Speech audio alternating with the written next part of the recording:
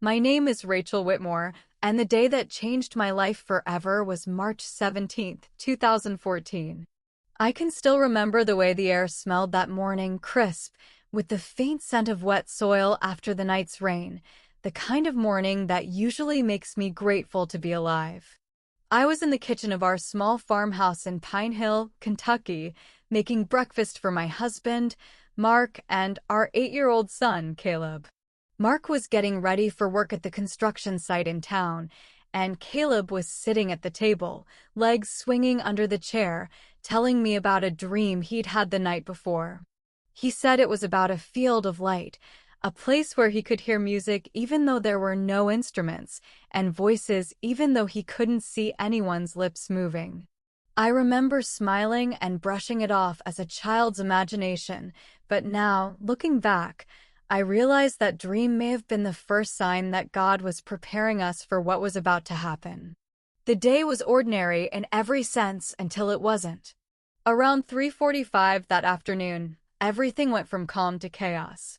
Caleb had been playing in the backyard when I heard a strange, muffled cry, not loud, not panicked, but sharp enough to make my heart leap into my throat.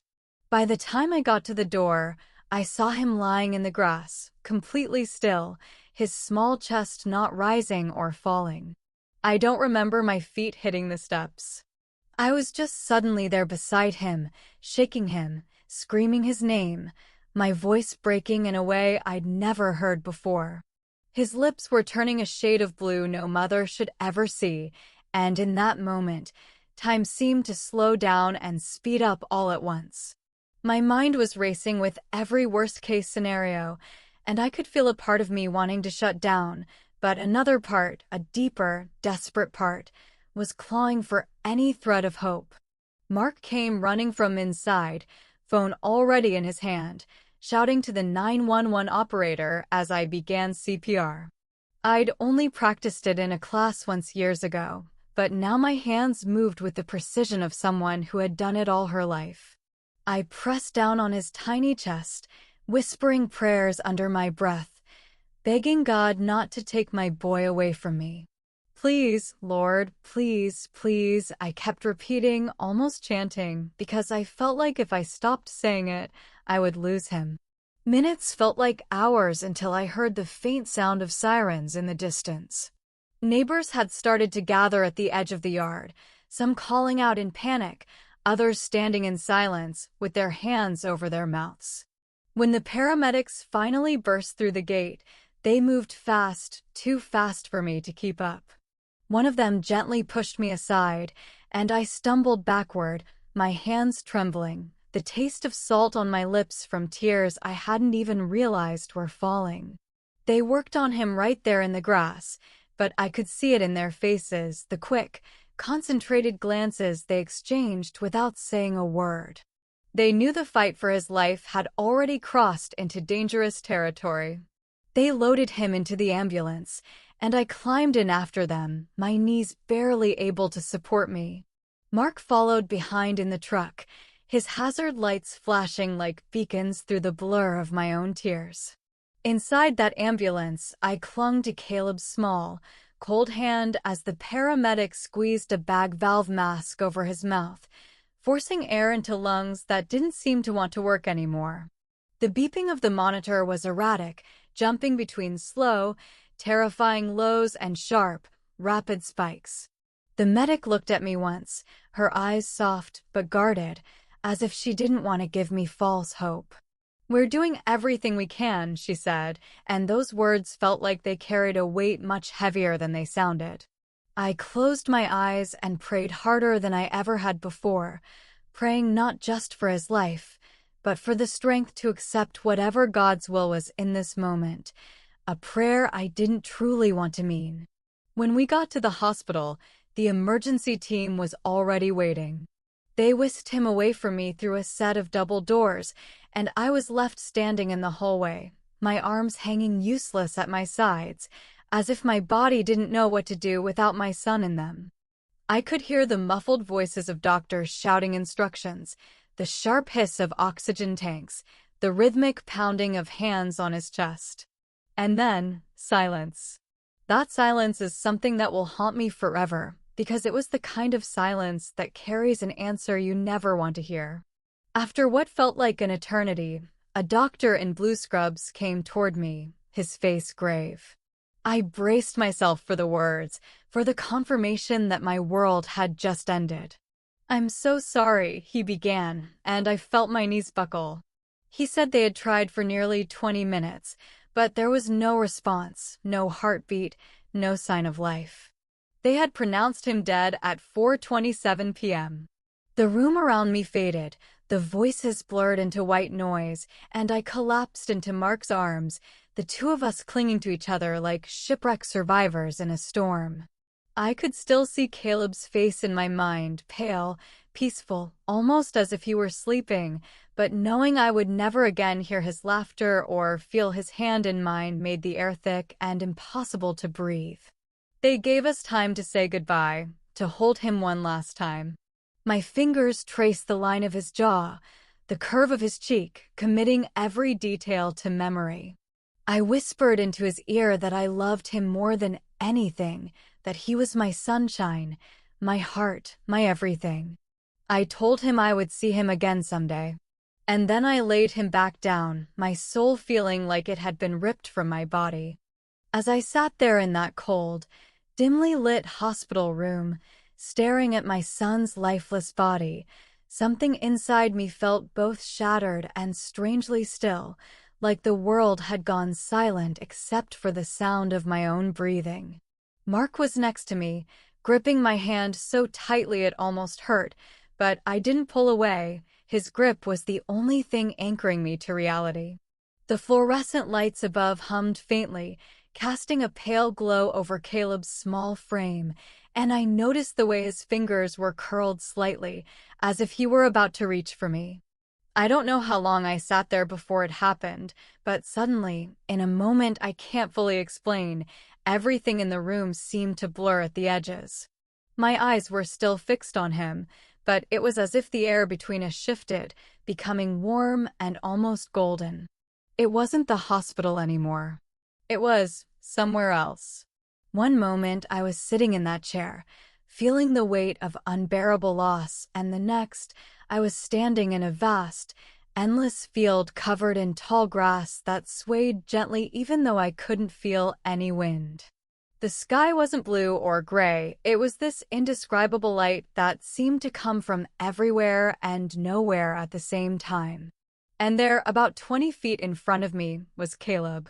Only, he didn't look like he had in the hospital. He was glowing, healthy, his cheeks flushed with color, his smile brighter than I had ever seen. He ran toward me, his laughter carrying through the air, and when he reached me, he wrapped his arms around my waist with such force it knocked the breath out of me. "Mom," he said, looking up at me with eyes that seemed deeper, wiser, "I'm okay."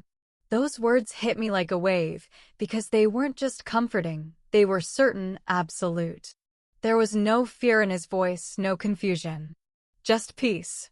I knelt down to hold him, tears streaming down my face, and that's when I realized we weren't alone. Behind him, just beyond the curve of the hill in that golden light, there was a figure walking toward us. At first, it was hard to make out who it was. The light was so bright around him it was almost hard to look directly at him. But then, as he drew closer, I knew. Every part of me knew. It was Jesus.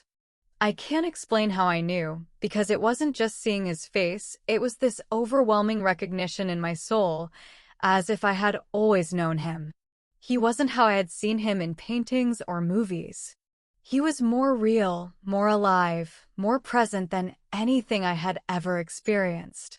His robe was white, but not just white, it shimmered with light, and his eyes. His eyes were the kind of love you can't describe without feeling it. He smiled at me, and that smile was like a warmth that reached the deepest, most broken parts of my heart. "Rachel," he said, and hearing my name from his lips was like music that sank into my bones. "Your son is with me. He's safe. But I am sending him back to you because there is something he must tell the world." I could feel my breath catch, my mind trying to wrap itself around his words. He placed his hand gently on Caleb's shoulder, and my son looked up at him with the kind of trust that could only exist in the purest of hearts. "Tell her," Jesus said softly, and Caleb turned to me with an expression that was both a child's innocence and something far beyond his years. "Mom," he began, "you have to tell people what's coming. You have to tell them to be ready, because in 2025, the world is going to change in a way nobody is ready for." My hands instinctively gripped his, my heart pounding, not out of fear, but out of the sheer weight of his words. There will be fear, and there will be darkness, but there will also be a chance for people to turn back to God. He says that's why I have to go back, so I can help you tell them. We have to warn them that the time to choose is now, not later. I stared at him, feeling like my mind was spinning, trying to process every word. "What kind of change?" I asked, my voice trembling. Caleb glanced back at Jesus, and it was as if they spoke without words. Then he looked at me again. "It's not just one thing.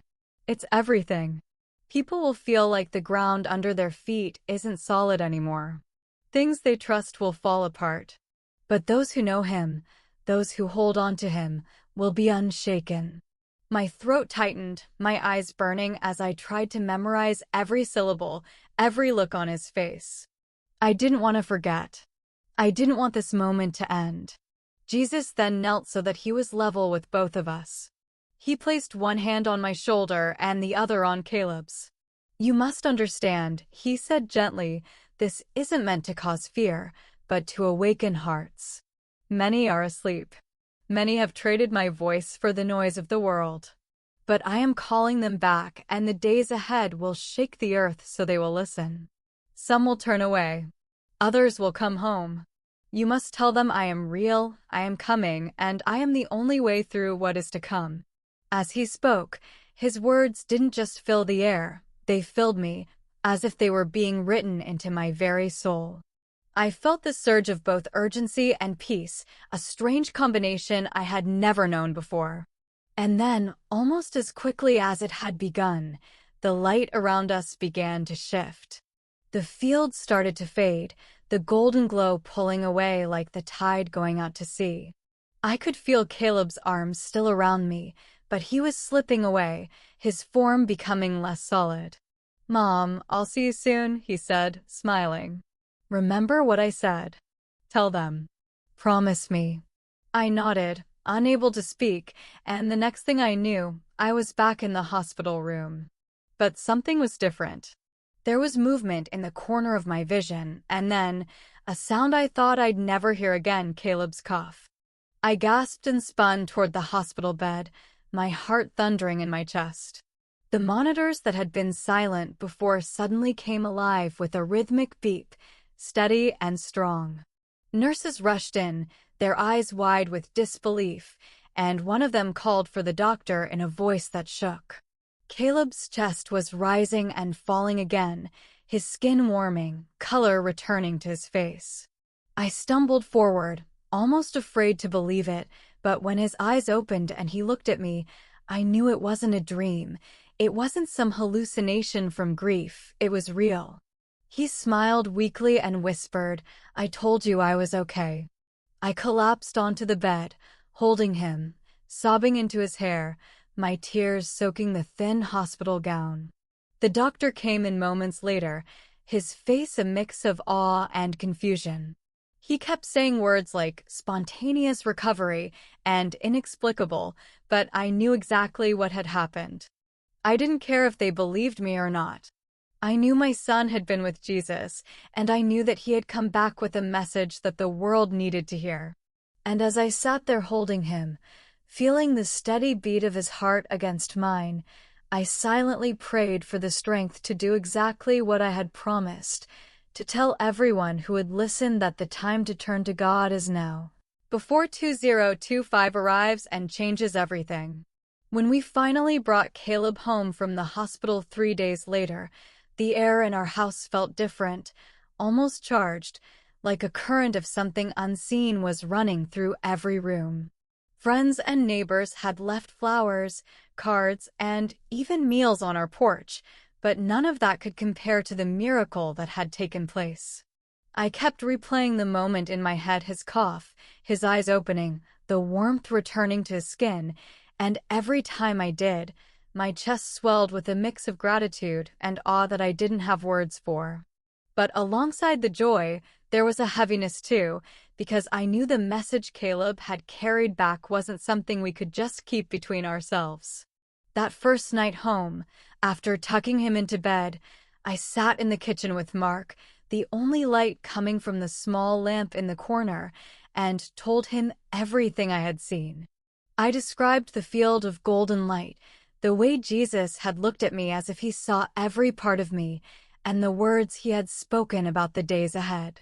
Mark didn't interrupt. He just listened, his hands clasped in front of him, his eyes locked on mine. When I finished, he let out a long breath and said, "Then we have to do it. We have to tell people." The conviction in his voice startled me, but it also steadied me. This wasn't going to be easy. I knew some people would think we were crazy, but I also knew I couldn't live with myself if I stayed silent. Caleb's life had been given back to us for a reason, and that reason was bigger than our own comfort or reputation. The very next Sunday, we stood in front of our small church congregation. I held Caleb's hand as we walked to the front, my legs trembling under me. Pastor Edwards gave me a nod, and I could see the curiosity in the faces of the people we had known for years, people who had prayed for us when they heard Caleb had died, and who now stared at him as if seeing a ghost. I took a deep breath and began, my voice shaking at first, but growing steadier as I went on. I told them about the day Caleb collapsed, about the hospital, and about the moment I found myself in that field. I described Jesus' voice, his eyes, his touch. And then I told them what he had said about 2025, about the changes that were coming, the darkness that would spread, and the unshakable hope for those who put their trust in him. You could have heard a pin drop in that room. Caleb spoke next, his small voice carrying more weight than I thought possible. Jesus said people have to listen now, he said. He said some people won't believe, but we still have to tell them. I glanced at the faces in the pews. Some were tearful, some wide-eyed, and a few looked away, as if they didn't know how to process what they were hearing. After the service, a woman I'd known since high school came up to me and said, "Rachel, I believe you." I don't know why, but I do. I can feel it. Those words were like a spark in my chest, confirming that, even if only a few listened, it was worth speaking out. But as the weeks went on, the reactions weren't always kind. Word spread quickly in our small town, and before long, I overheard whispers in the grocery store and at the post office. Some people said it was just grief making me imagine things. Others accused us of using Caleb's story for attention. It hurt more than I wanted to admit, but every time I thought about staying quiet, I'd see Caleb's face in that field, hear Jesus' voice telling me to awaken hearts, and I knew I couldn't stop. The urgency in my chest was like a constant flame, pushing me forward even when I felt worn thin. We started sharing the story outside our church, traveling to nearby towns, speaking in community centers, living rooms. Even once in the back room of a small diner where a dozen people sat around us sipping coffee while Caleb spoke about heaven and the warning for 2025. I noticed something every time. Even the most skeptical person would lean in just a little when Caleb described the light, the peace, and the love in Jesus' eyes. It was as if they wanted it to be true, even if they couldn't bring themselves to say it out loud. And yet, the more we shared, the more I began to feel that the message was only the beginning, that there was more coming we didn't yet understand. One night, about 2 months after Caleb came back, I woke up to find him standing at the foot of our bed. The moonlight from the window cast a pale glow over his face, and he was holding the small wooden cross my grandmother had given me years ago. "Mom," he whispered, "I had another dream." My heart skipped, and I sat up, motioning for him to come closer. He climbed into the bed between Mark and me, his little hands clutching the cross so tightly his knuckles were white. "I saw the field again," he said. Jesus was there, but this time, he was looking out over the hills, and there were shadows moving across them. They were big, and they covered the light, but they couldn't touch him. He told me to tell you that the shadows are coming, and they're going to move fast. People will be afraid, but if they stay close to him, the shadows won't take them. As he spoke, I felt the same mix of fear and peace I had felt the first time, fear of the unknown, but peace in the certainty that Jesus was in control. I pulled Caleb into my arms, my mind already turning over what this could mean. Was it a vision of events leading up to 2025? Another piece of the warning we were meant to give? I didn't know. But I knew one thing: we couldn't stop now. The message wasn't finished. The story wasn't over. And God wasn't done with us yet. 2 weeks after Caleb told me about the dream with the shadows, we were invited to speak at a small gathering in a neighboring town called Williford. It was held in the back room of an old library, the kind with creaky floors and the faint smell of dust and paper that clings to your clothes. About 20 people showed up, some sitting in metal folding chairs, others leaning against the back wall. I stood beside Caleb, my notes trembling slightly in my hands. Though I didn't really need them, the story was etched into me now, as much a part of me as my own heartbeat.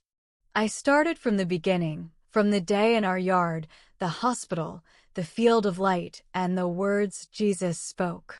But this time, when I mentioned the year 2025, a woman in the second row gasped quietly and covered her mouth. After the meeting, she came up to me with tears in her eyes. Her name was Linda, and she told me that she'd been having recurring dreams for months, dreams about storms that came out of nowhere, about people running through streets with no lights, about voices calling for help in the dark. "I didn't know what it meant," she said, her voice shaking, "but when you spoke, I felt it in my bones." "It's the same thing." Her words sent a shiver down my spine. I realized then that we weren't the only ones hearing this call. God was stirring something in the hearts of his people, giving pieces of the puzzle to different ones, and our job was to speak ours so the pieces could start to come together. From that night on, I started noticing a pattern. It wasn't just Linda. Almost everywhere we went, someone would quietly approach us after we spoke and share that they'd been feeling like something was coming. Some had dreams, others said they just felt a strange heaviness or urgency they couldn't explain. One man told me he'd been stocking up on food and supplies without even knowing why, just because something in my gut won't let me ignore it. These encounters didn't scare me. They confirmed what we had been told. The shadows Caleb saw weren't just meant for us to know about. They were a warning to be shared so that people could prepare, not just in their homes, but in their hearts. Still, not everyone responded with openness. Some people shut down the conversation the moment they heard the word Jesus, their eyes going flat, their bodies tensing. I'd leave those conversations with a heavy ache in my chest, wondering if I'd said the wrong thing or if maybe I hadn't said enough. But then I'd remember Jesus's voice in that field, telling me that some would turn away and others would come home.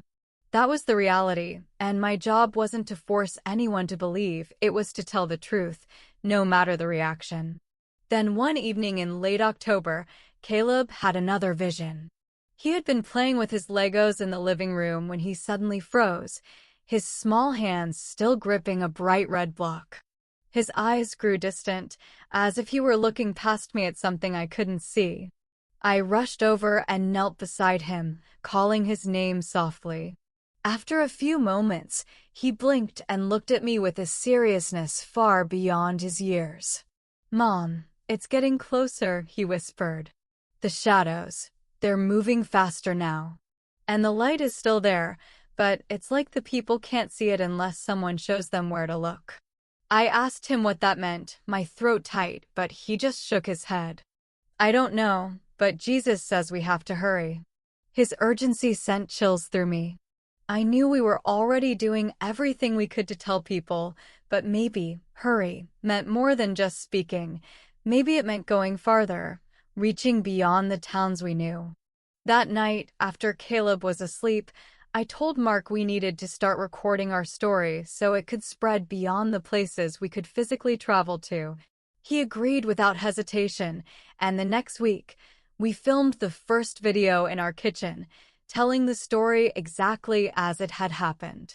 We didn't have fancy equipment or a script, just our voices and the truth. The video spread faster than I expected. Within a few weeks, people from states we'd never even been to were reaching out, telling us they'd watched and shared it. Some said they'd been shaken to their core. Others said they'd been brought back to their faith after years of turning away. But there were also comments filled with mockery, people accusing us of fearmongering or making it all up. At first, those stung badly, and I'd catch myself replaying the hurtful words in my head at night. But then I'd remember Caleb's promise to Jesus in that field, the promise we'd made together, and I'd realize the resistance was part of it. Truth has always been met with both belief and rejection. One message in particular stood out to me. It came from a woman named Teresa, who said she'd been living in a city apartment, far from God, drowning in hopelessness. After watching our video, she felt compelled to go to church for the first time in years. There, she broke down, gave her life to Christ, and said she'd been set free from an addiction she thought she'd never escape. I sat at our kitchen table reading her message over and over, tears falling onto the paper. That's when I knew even if only one person had been reached, it would have been worth everything. But God wasn't stopping at one. He was moving, and 2025 was drawing nearer every single day. It was early December when the first of the real-world signs began to catch my attention. They weren't dramatic at first, just small headlines, snippets of news, odd stories that seemed to echo the things Caleb had described in his visions. A sudden and unexplained blackout that swept across an entire city for 12 hours. Strange, unseasonal storms forming in places that hadn't seen weather like that in decades. Banks in another country closing without warning, leaving people lined up outside, desperate to get their money. I might have dismissed them as coincidences if I hadn't had Caleb's words echoing in the back of my mind. It's everything. People will feel like the ground under their feet isn't solid anymore. Every time I read another story, that sentence would ring louder until it was impossible to ignore. One night, after Caleb had gone to bed, I sat at the kitchen table scrolling through news articles, a knot forming in my stomach. Mark walked in, glanced at the screen, and asked why I looked so tense.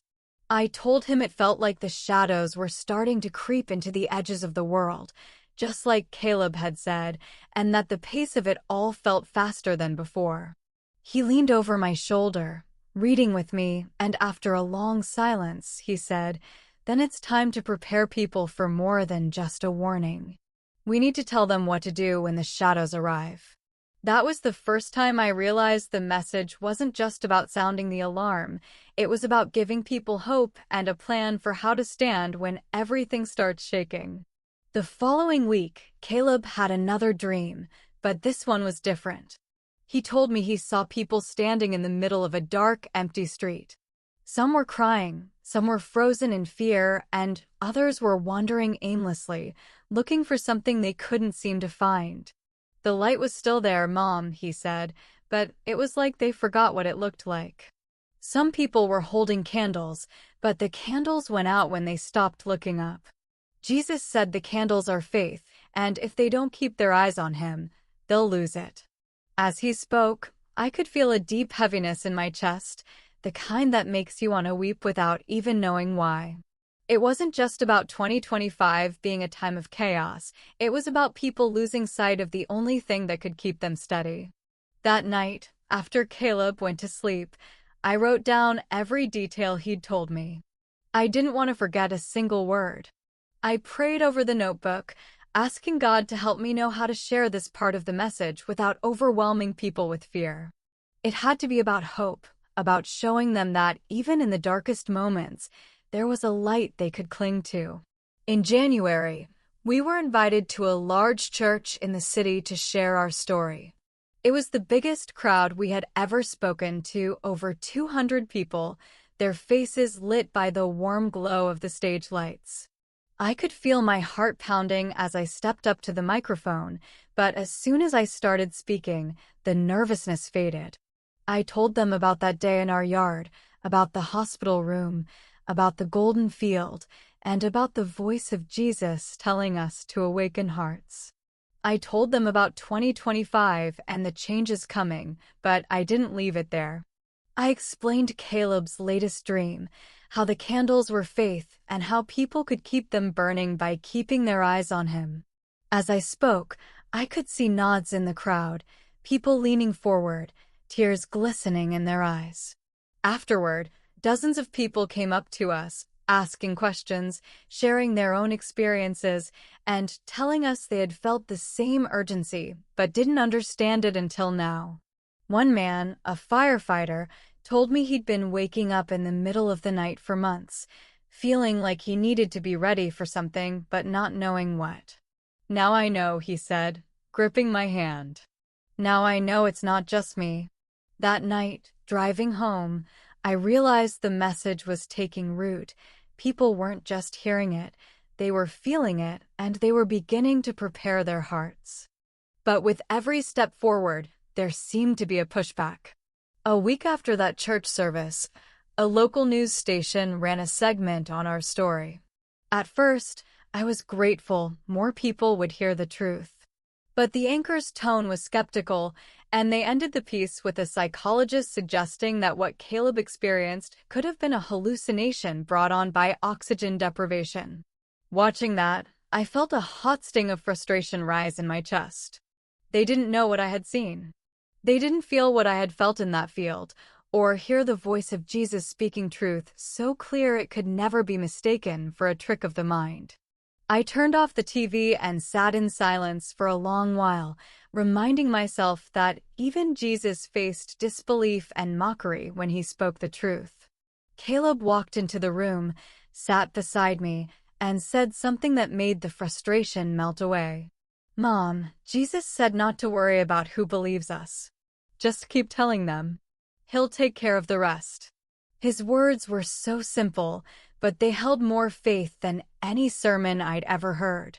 And right then, I knew we would keep going no matter who listened, no matter who laughed, no matter how close 2025 got. We would not stop speaking the warning and the hope that had been given to us. By the time spring rolled around, it was as if the world itself was beginning to stir in a way that matched the warnings we'd been given. It wasn't just isolated events anymore, it was a steady stream of strange and unsettling things, each one small enough to be brushed off if you weren't looking closely, but together, they formed a picture that made my stomach knot. Markets in different parts of the world began to wobble without explanation, weather patterns grew more unpredictable, and there was this unspoken tension in people, like everyone was holding their breath without realizing it. I remember one particular evening in late March when the sky over Pine Hill turned a shade of orange I had never seen before. The air felt heavy, almost electric, and even the animals seemed restless, dogs barking into the distance, horses pacing in their fields. Caleb stood at the window, watching the horizon. "It's starting," he whispered, so soft I almost didn't hear him. When I asked what he meant, he didn't take his eyes off the sky. "The shadows are moving again, but they're closer now. Jesus says we have to speak faster, louder. There's not as much time as we think." His voice had that same certainty it always did when he spoke about the visions, and it sent a chill down my spine. It wasn't fear of the darkness, it was the realization that we were running out of time to reach as many hearts as we could. A few weeks later, Caleb woke up in the middle of the night crying, something he rarely did anymore. I rushed into his room, heart pounding, and found him sitting up in bed with his face pale, clutching the blanket like he was holding onto something precious. I saw it again, he said through tears. I sat beside him, pulling him close, and waited until he could catch his breath. There was a huge wall of black, Mom. It was so big it covered everything. People were running toward the light, but some stopped to grab things, money, boxes, stuff from their houses, and when they turned back, the light was gone. They couldn't see it anymore. Jesus told me to tell you that people have to choose now, not later, because when the wall comes, they won't have time. His words cut deep into me. I thought about all the people we'd spoken to who said they believed, but never seemed to act, the ones who nodded politely, but went back to their old lives as if nothing was coming. This vision wasn't just about the shadows anymore, it was about the danger of hesitation. That night, after Caleb fell back asleep, I sat in the living room in the dark, staring at the cross on our wall and asking God how to wake people up before it was too late. In May, we took a leap we hadn't dared before. We accepted an invitation to speak at a conference in another state, a place where no one knew us, where our story would stand on its own without the familiarity of hometown connections. The room was packed with over 500 people, the air thick with anticipation. As I stepped onto the stage, I could feel the weight of the moment pressing on my chest.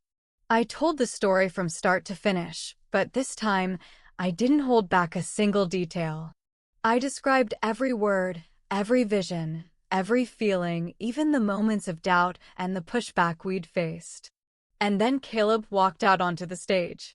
The room went so still you could have heard a pin drop. He told them about the wall of black, about the people who lost the light because they couldn't let go of what they were holding, and I could see the impact ripple through the audience like a wave.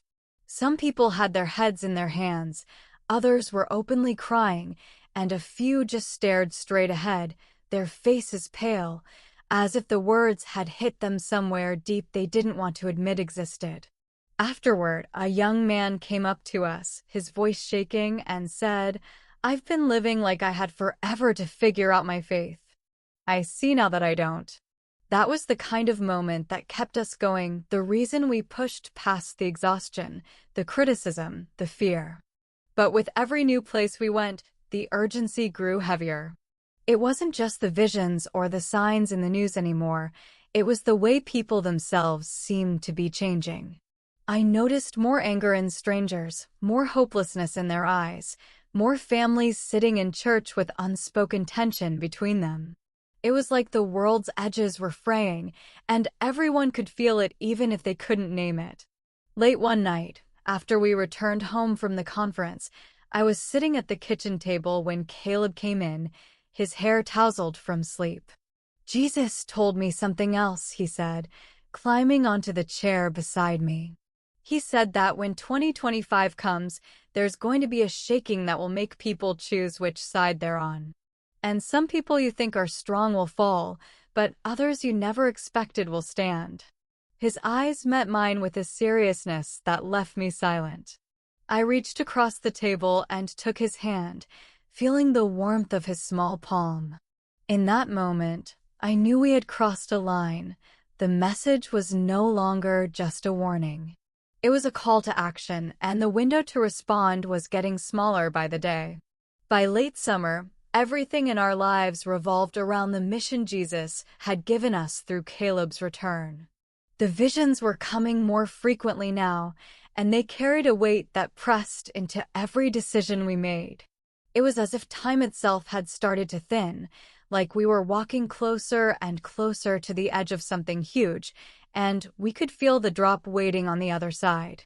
In August, Caleb woke from a vision that left him so pale and shaky I thought he might faint. I held him in my arms on the couch, waiting for him to speak, and when he finally did, his words sent a cold shiver through me. "I saw the year written in the sky," he whispered. 2025, but underneath it, the numbers were breaking apart, like they were crumbling into dust. And then the dust turned into shadows that spread across everything, faster than before. People were trying to hide, but there wasn't anywhere to hide except in the light. and the light wasn't on the ground, it was above them. They had to look up to see it. I didn't even realize I was crying until a tear landed on the back of his hand. The imagery was clearer than ever. The time wasn't just approaching, it was about to break open, and the only safety would be in keeping our eyes fixed on him. That night, I told Mark that we couldn't just keep talking in churches or community centers. We needed to go beyond the walls. We needed to take the message anywhere people would listen, even if it meant standing on street corners or talking to strangers at the gas station. In the weeks that followed, we did exactly that. We spoke in parking lots, in parks, in line at the grocery store. We handed out slips of paper with a simple message: stay close to Jesus before the shaking comes. Some people tossed them away without reading, others laughed, but there were also moments when a stranger's eyes would fill with tears before we'd even finish speaking. One woman at a bus stop told me she had been praying for a sign all morning and that the words on the paper were her answer. Another man, who looked rough and worn from life on the streets, told Caleb that the light above he had seen in his vision sounded exactly like a dream he'd had as a child, one he had never forgotten. Every single encounter like that confirmed for me that this wasn't about numbers or popularity. It was about each individual soul, each person we could help pull toward the safety of the light before the darkness closed in. Still, there were nights I lay awake, staring at the ceiling, wondering how much more we could do before the moment arrived when all of this would become reality. One night in October, Caleb came into our bedroom at nearly 2 a.m, his face pale, but his eyes burning with urgency. "Mom, Jesus showed me the shaking," he said. I sat up instantly, my heart pounding. It was like the ground itself was moving, not just in one place, but everywhere. Buildings were falling, oceans were roaring, and people were screaming, not just from fear, but because they didn't understand what was happening. But there were also people standing perfectly still in the middle of it, not moving, not afraid. They were looking up, and the light was covering them like a shield. Jesus said the shaking will show what's real and what's not. He said to tell people now, because when it starts, it will be too late to decide. His small hands gripped mine, and in that moment, I felt the weight of the truth settle on me like never before. This wasn't about preparing for a single disaster or event. It was about preparing hearts for a choice that would decide everything. I knew we had to speak even louder, even if it meant being misunderstood, rejected, or mocked. Silence would be far worse than any of that. And so here I am now, telling you this as plainly as I can. I have held my son's lifeless body in my arms and watched him come back by the power of Jesus Christ. I have stood in a field of golden light and heard the voice of the Savior telling me to awaken hearts before the shadows come. I have watched the signs build like storm clouds on the horizon, and I have heard the urgency in my child's voice when he says time is almost up. This is not a story meant to entertain you or spark curiosity for a moment before you go back to your life. This is a warning, and it is also an invitation.